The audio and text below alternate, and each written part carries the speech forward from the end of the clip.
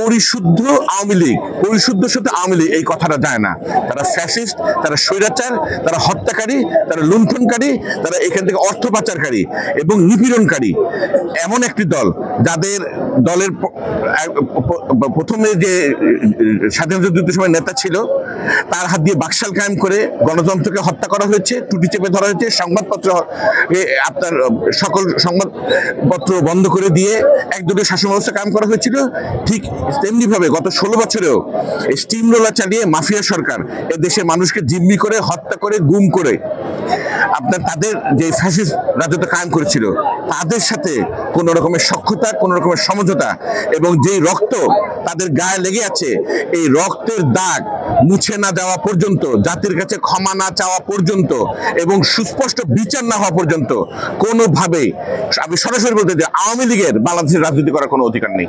কাপাসিয়াবাসী দলমত নির্বিশেষে সাধারণ জনগণ এবং আমাদের নেতাকর্মীরা হাজারে হাজারে এসে এই স্বতঃস্ফূর্তভাবে এই ইফতার মাহফিলে অংশগ্রহণ করছে।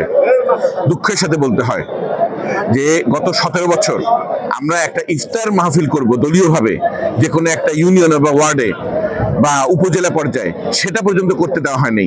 আমাদের লোকজন ইফতার বনে জঙ্গলে করতে হয়েছে এই ফ্যাসিস্ট আওয়ামী সরকার এবং তাদের দোসররা যেভাবে আমাদের উপর যেরকম ভাবে চেপে বসেছিল, অত্যাচার করছিল। কাজেই আজকে যে অনুভূতি অত্যন্ত আনন্দের, সেই সাথে বেদনারও। কেননা এই 5ই আগস্টের ছাত্র জনতার যে আন্দোলনে হাজারো মায়ের বুক খালি হচ্ছে, সেই তাজা রক্তের বিনিময়ে কিন্তু আজকে আমরা এরকম মুক্ত পরিবেশে ইফতার, দোয়া মাহফিল সহ বিভিন্ন রাজনৈতিক কর্মকাণ্ড চালাতে পারছি। আপনি বললেন বাজারে গুঞ্জন রয়েছে এবং বৈষম্যবিরোধী আন্দোলনের অন্যতম নেতা জনাব হাসনাত আব্দুল্লাহ তিনিও কিন্তু একটি সুস্পষ্ট একটি ফেসবুকে স্ট্যাটাস দিয়েছে। আমি ব্যক্তিগতভাবে অত্যন্ত উদ্বিগ্ন, মর্মাহত। যদি এই কথার ন্যূনতম সত্যতা যদি লেশমাত্রা থাকে, এটা অত্যন্ত উদ্বেগজনক। জাতির সাথে এই শত হাজার আমাদের শহীদদের প্রতি বেইমানি করে কোনো দল, কোনো গোষ্ঠী কিন্তু সামনে ভবিষ্যতে কামিয়াব হবে না। তাদের ষড়যন্ত্রকে তারা সফলমণ্ডিত করতে পারবে না।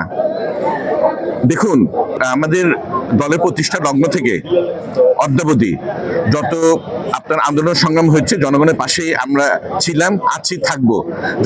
আমাদের নেতাকর্মীদের প্রতি আমাদের ভারপ্রাপ্ত চেয়ারম্যানের সুস্পষ্ট নির্দেশনা, দলের হাইকমান্ডের সুস্পষ্ট নির্দেশনা, আমাদের নির্দেশনা, যেখানে জনগণকে কষ্ট দিয়ে জনগণের উপর অত্যাচার করা হবে সেখানে প্রতিবাদ করা, আইন প্রয়োগকারী সংস্থা আছে তাদের শরণাপন্ন হওয়া, তাদের সাথে সহযোগিতা করা, যেন না এই অন্তর্বর্তীকালীন সরকারের সময় একটা স্থিতিশীল অবস্থা বজায় থাকে, সামনে সুষ্ঠু এবং একটা নির্বাচন পরিবেশ যেন যে কোনো মূল্যে বজায় থাকে, সেই হলো আমাদের নির্দেশনা।